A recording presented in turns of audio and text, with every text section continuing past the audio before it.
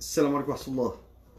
الحمد لله وحده والصلاة والسلام على من لا نبي بعده. حيا الله الجميع.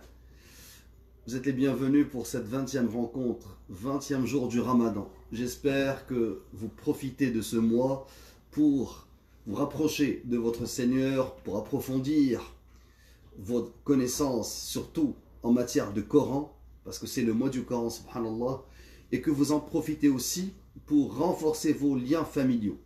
Subhanallah, le Ramadan est un moment unique de l'année dans lequel on se réunit en famille. Et subhanallah, vraiment ce qui fait défaut à nos familles, c'est ces moments de réunion. Et le Ramadan nous le permet. Alors j'espère que vous allez en profiter pour lire Kitab Allah Azza wa Jal, le livre d'Allah, pour approfondir vos relations avec Allah Azza wa Jal et avec ceux qui vous entourent.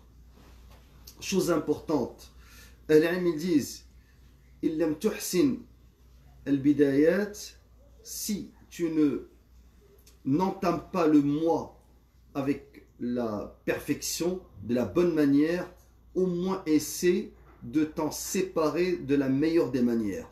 Et cette nuit va être la première des 10 dernières nuits. Alors, il faudrait vraiment, subhanallah, qu'on en profite. Les 10 dernières nuits, il y a parmi ces nuits, une nuit qui est meilleure que 1000 mois. Ibn Rajab, il a dit, subhanallah, si tu as raté ta vie, sache que tu peux te rattraper en une seule nuit. Le problème, c'est qu'on n'est pas sûr de cette nuit. Alors, il faudrait qu'on travaille pendant les 10 dernières. Certains vont dire, de préférence dans les nuits impaires. Moi, je vous dis 10 complètes. On essaie de ne pas en rater une. Profitons-en, perdons pas notre temps. Alors, moi non plus, je ne vais pas perdre votre temps, je ne vais pas trop parler aujourd'hui. Je vais parler de Surat Taha. Surat Taha, hier on était dans Al-Kahf, donc aujourd'hui c'est Surat Taha. J'aimerais commencer par tout d'abord par le nom de la Surah, et qui est le premier verset. Taha. Il y a plusieurs explications de ce nom-là, de la Surah, dans les livres d'exégèse. Si je prends par exemple Tafsir al-Imam al-Tabari. L'imam Tabari, il a dit c'est que Walladhi huwa awla bis-sawab 'indi min al-aqwal, après avoir cité plusieurs opinions de savants, il a dit qawl man qal ma'nahu ya rajul. Taha, ça veut dire ô homme. Et ça c'est dans l'Ura al-Nabatiyya, c'est pas un terme arabe, mais qui a été arabisé, qui a été adopté dans la langue arabe, et qu'Allah Azza wa Jal a utilisé dans son livre. Bien sûr, je ne citerai pas la divergence. Est-ce que le Coran contient des termes arabisés? Ce n'est pas le moment de le faire. Tout ce que j'aimerais vous dire, c'est que la première opinion est celle de l'imam Tabari. Taha veut dire ô ya rajul, ô homme. Il y a aussi une autre opinion qui a été citée par l'imam Ibn Kathir. Il a dit que le prophète alayhi salatu wassalam, et ça c'est un hadith qui a été rapporté par Rabi' ibn Anas, il a dit que le prophète alayhi salatu wassalam, il faisait qiyam layl, il faisait la prière, et lorsqu'il était fatigué, il se tenait sur une jambe, parce que l'autre était trop fatigué.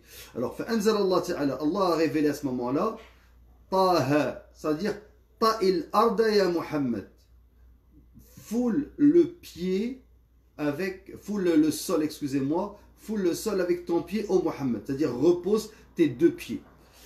Taha ma anzalna alayka al-Qur'ana litashqa. Alors, ça c'est la deuxième explication. Ce qu'il faut savoir, c'est que ces deux explications ne reposent pas sur des hadiths authentiques. Elles ne reposent pas sur des hadiths authentiques, donc elles ne sont pas, je dirais, acceptable. Ce qui serait acceptable, c'est que Taha fait partie de ce qu'on appelle al-huruf al-muqatta'a, comme Alif Lam Mim, ou comme Yasin, ou comme Kaf, Ha, Ya, Ain, Sad, ou comme Qaf. Donc ce sont ces lettres. Ibn Ashur, dans son livre d'exégèse At-Tahrir wa Tanwir, il dit وَهَذَانِ الْحَرْفَانِ مِنْ حُرُوفِ فَوَاتِحِ بعد الصور مثل ألف لام ميم وياسين. Donc l'imam Ibn Ashur, il a dit ces lettres là, ta, ha, font partie de ces lettres qu'on trouve au début de certaines sourates du Coran.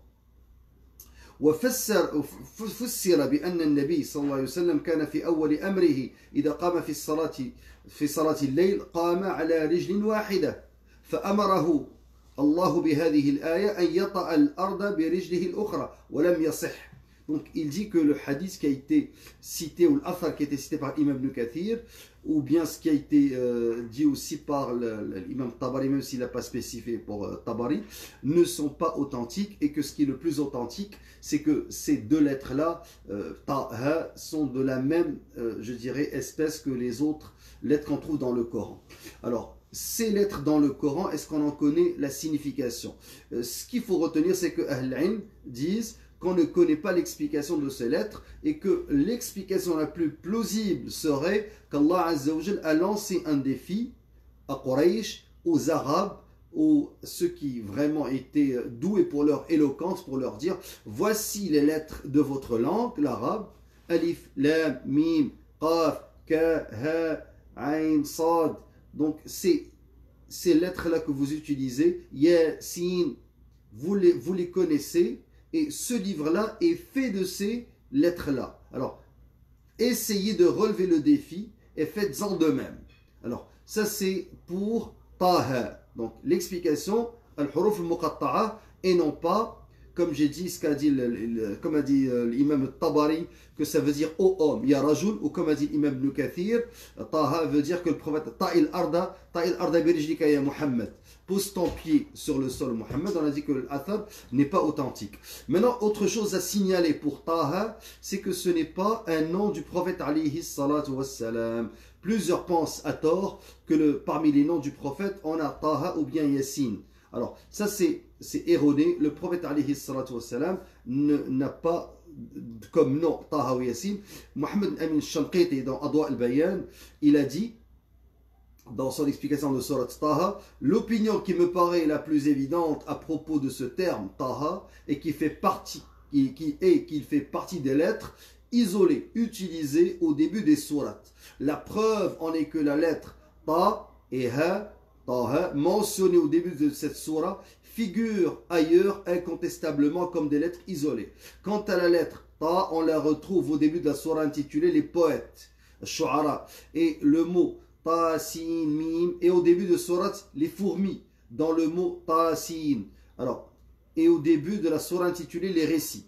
Quant à la lettre Ha, Ta, Ha, on la retrouve au début de sourate Maryam, Marie, Kaf, Ha, Ya, Ain, Sad. Donc, ça c'est ce qu'a dit l'imam Al-Shanqiti. Même chose pour l'imam Sa'di.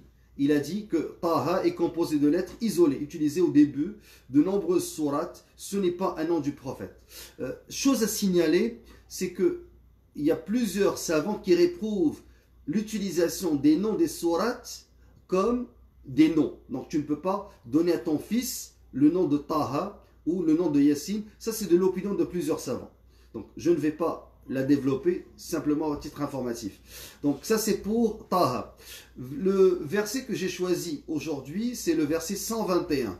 قال تعالى فأكلا منها فبدت لهما سوآتهما وطفق يخصفان عليهما من ورق الجنة وعصى آدم ربه فغوى. Donc tous deux, c'est-à-dire Adam et Ève, en mangèrent. Là on parle de l'arbre interdit. Alors tous deux en mangèrent, alors leur apparut leur nudité. Ils se mirent à se couvrir avec des feuilles du paradis. Adam désobéit ainsi à son Seigneur et il s'égara. Regardez, subhanallah. Ce verset-là figure dans le contexte du récit de Adam alayhi salam, du début de la création et de la tentation de Adam par Iblis et du péché initial. Le verset qui le précède nous précise le contexte. Allah Azza wa Jalla dit: puis le diable le tenta en disant: ô Adam, t'indiquerai-je l'arbre de l'éternité et un royaume impérissable. Donc ça, le diable l'a tenté. فوسوس إليه الشيطان فأكل. Donc quand فوسوس إليه الشيطان, Satan lui le tenta en soufflant dans sa poitrine. Donc فأكل منها بسبب تلك الوسوسة. Donc l'imam Shanqiti Adwa al-Bayan, ce qu'il dit, c'est que فأكل منها الفاء فبدت لهما سوآتهما. Donc il y a deux fois que fa se répète. Alors le fa ici signifie les ta'lil. Elle donne al-sabab, la cause. Donc la cause pour laquelle Adam a mangé de l'arbre, c'est qu'il a été tenté par Iblis. Et la cause de la nudité qui est apparue est suite au fait qu'il a mangé, de l'arbre interdit. Alors, le premier point que sur lequel j'aimerais attirer votre attention, c'est que, subhanallah, le texte coranique, contrairement à ce que prétendent les chrétiens, c'est que Adam alayhi salam et Ève ont mangé. Alors, les deux ont mangé, tous deux, Adam et Ève en mangèrent. Dans le Coran, on ne précise pas quel est le fruit. Donc, c'est une autre erreur, ce serait de dire qu'ils ont mangé une pomme. Et d'où l'appellation la pomme d'Adam. Donc, la proéminence qu'on a ici, les hommes qu'on a au cou, alors certains l'appellent la pomme d'Adam parce que Adam aurait mangé d'un pommier. Donc le texte coranique ne précise pas, et comme il ne précise pas, on n'a pas à aller chercher ailleurs. Ce qu'on peut retenir, c'est qu'il a mangé de l'arbre interdit. Les deux mangèrent de l'arbre interdit, Adam et Hawa. Mais regardez le texte coranique, subhanallah. فَأَكَلَا مِنْهَا, les deux en mangèrent. فَبَدَتْ لَهُمَا سَوْآتُهُمَا. Donc, alors, leur apparut les deux, leur nudité. Ils se mirent. وَطَفِقَا يَخْسِفَانِ مِنْ وَرَقِ الْجَنَّةِ. Ils se mirent à se couvrir avec des feuilles du paradis. Certains ont dit waraqtin, un figuier. Il n'y a pas de preuve.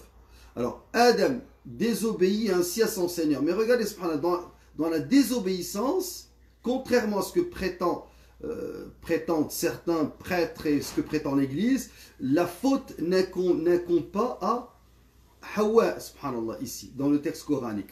Allah Azza wa Jalla dit وَعَصَى آدَمُ رَبَّهُ فَغَوَى. Alors que dans le christianisme, ils font porter le blâme à la femme. Alors que dans le texte coranique, c'était toujours les deux qui ont mangé, les deux qui ont vu leur nudité, les deux qui se sont couverts. Mais quand on vient à Al-Qiwama, subhanallah, la responsabilité de l'homme, c'est lui qui dirige. L'homme, c'est lui qui dirige le foyer. À ce moment-là, c'est lui qui assume la responsabilité. وَعَصَى آدَمُ رَبَّهُ فَغَوَى. Je ne dis pas que Hawa n'a pas assumé, mais le texte coranique nomme Adam alayhi salam comme le principal responsable. Alors, autre chose à retenir, c'est la question de Ash-Shaytan. Nous, dans la dernière sourate du Coran, sourate An-Nas, on dit, premier verset, dit, je cherche protection auprès du Seigneur des hommes, le souverain des hommes, Dieu des hommes, contre le mal du mauvais conseiller furtif. Min sharril waswasil khannas. Donc, mauvais conseiller. Sharril waswas. Donc, al-waswas, pourquoi je vous donne ce verset-là, c'est pour expliquer ce que je viens de citer ici. Fawaswasa. Donc, ici pour Iblis, fawaswasa ilayhi shaytan. Donc, Iblis, il a waswasa. Ce qui est traduit, c'est qu'il a tenté. Donc, les traductions, vous allez trouver tenté. En fait, on parle non seulement de tentation, mais c'est une tentation qui est silencieuse, qu'on n'entend pas, mais que la personne qui est tentée l'entend dans sa poitrine. Et est-ce que cela s'est passé dans le paradis? Oui. Ils ont dit, comme Allah Azza wa Jal permet à Shaitan de rentrer dans la mosquée et de souffler dans les poitrines des croyants pendant la prière, il lui a permis d'entrer dans le paradis, de souffler dans la poitrine de Adam alayhi salam. Certains ont dit c'est tenu aux confins et il a crié. Il n'y a pas de preuve. Donc ce qui est le plus authentique, c'est qu'il a pu souffler dans la poitrine de Adam alayhi salam et de le tenter. Alors, wasummiya al-waswas al-khannas, subhanallah. Donc contre le mal du mauvais conseiller furtif. Pourquoi furtif? Abdullah ibn Abbas, il a dit ma min mawludin illa ala qalbihi al-waswas. فإذا تذكر الله خنس. Donc quand tu cites le nom d'Allah, yakhnas, il devient furtif, il disparaît furtivement. Alors c'est pour ça qu'on l'a appelé waswas khannas. Donc toute la vie, elle est faite de cette mujahada, de cette lutte. Chaque fois que tu cites Allah, subhanallah, Iblis s'enfuit, il ne veut pas écouter ça. Dès que tu cesses dhikr, il revient. C'est pour cela qu'on a expliqué que dans l'islam, il n'y a pas quelque chose qui s'appelle faire le vide, faire le zen. Certains disent pour décompresser, pour te décontracter, pour te reposer, fais le vide dans ton esprit. Une sorte de yoga, ne pense à rien. En islam, ça c'est haram, tu ne fais pas le vide. Si tu fais le vide, tu ne penses à rien, ou bien hadith nafs. Soit lui, il va te souffler dans ton oreille, soit ça va être au contraire ton âme instigatrice du mal qui va t'égarer. Donc tu dois toujours être, subhanallah, en dhikr, ou bien faire des choses qui vont te tenir occupé. Alors, autre chose que j'aimerais amener ici, donc on a dit waswas khannas, il dhukira Allah khanas, il s'enfuit furtivement, sinon il, subhanallah, yuwaswis, il suggère. Maintenant la question du paradis. Tous deux, je reviens au verset d'aujourd'hui, verset 121, on est dans Surat Taha. Donc on a commencé par Al-Baqarah, alhamdulillah on est à Surat Taha. Je choisis les versets qui sont souvent mal compris, j'essaie de les expliciter en me basant sur plusieurs livres de tafsir. Alors, ici Allah Azza wa Jalla dit, tous deux, Adam et Ève, tous deux en mangèrent, alors leur a apparu leur nudité. Alors, leur nudité, cette nudité était couverte grâce à Allah Azza wa Jalla, qui avait fait en sorte qu'ils ne pouvaient pas voir leur nudité. Mais quand ils ont mangé de l'arbre, la punition immédiate a été, subhanallah, nuzi'anu mad al-hijab. C'est comme si Allah leur a enlevé ce voile et ils ont vu leur nudité. Et certains athar rapportent que Adam alayhi salam a couru dans tous les sens parce que quand Allah l'a interpellé, il a dit « Oh mon Seigneur, je l'ai fait par pudeur ». Parce que quand il a vu cela, il était gêné, subhanallah. Ça, c'est une preuve que al-haya, la pudeur, fait partie de l'fitra, de la disposition naturelle. Parce que Adam alayhi salam, personne ne lui a appris la pudeur, mais c'est inné en lui. Et on le répète souvent que l'enfant, s'il grandit dans une ambiance, subhanallah, dans un milieu où il y a la pudeur, il va être pudique. Mais si on lui enlève cette pudeur, Allah al-Musta'an, ça va être difficile pour qu'il l'ait de nouveau. Donc, quand ils ont mangé de cet arbre, ils ont vu leur nudité, ça a été la conséquence, le châtiment immédiat d'Allah Azza wa Jalla, avant même de les faire sortir, de les expulser du paradis. Maintenant, ce qu'il faut répondre aussi, ou ce qu'il faut adresser, où se trouvait ce paradis? Est-ce que c'est le paradis ici-bas, ou c'est le paradis en haut, celui dans lequel on va se retrouver après notre mort, après la résurrection? Alors, le Cheikh l'Islam Ibn Taymiyyah, il a dit Al-Jannatu allati askanaha Adam wa zawjatah, c'est-à-dire le paradis qu'Allah Azza wa Jalla, où est-ce qu'il a fait habiter Adam et son épouse, عند سلف الأمة وأهل السنة والجماعة هي جنة الخلد. Donc, chez les pieux prédécesseurs et chez Ahl Sunna wal Jama'a, ce paradis, c'est Jannatul Khuld. Donc, le paradis de l'éternité, c'est ce paradis dans lequel Adam alayhi salam habitait, et c'est après qu'il a été descendu sur terre. Alors, c'est tout ce que je voulais vous dire aujourd'hui à propos de Surat Taha. Donc, on termine demain, Inch'Allah, on poursuit plutôt. Soyez au rendez-vous. Hayakumullah wa jazakumullahu khair.